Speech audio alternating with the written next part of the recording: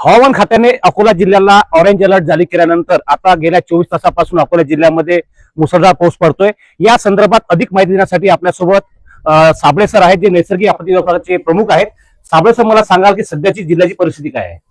सद्यस्थितीमध्ये आपल्या जिल्ह्यामध्ये अकोला जिल्ह्यामध्ये 74.6 mm पावसाची नोंद झालेली आहे। त्यानुसार जवळपास 32 मंडळामध्ये अतिवृष्टीची नोंद झालेली आहे आणि सर्वच नद्या नाल्यांना पूर आलेला आहे।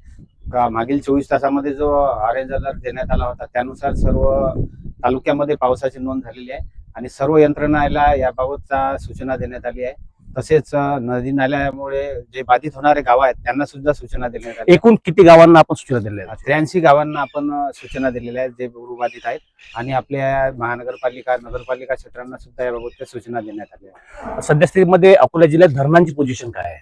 धरणांच्या पोझिशन मध्ये वाढ झालेली आहे। कालचा आणि आजचा अहवाल जर अवलोकन केले असता त्यामध्ये सर्व धरणांमध्ये पाण्याची पातळी वाढ झालेली आहे।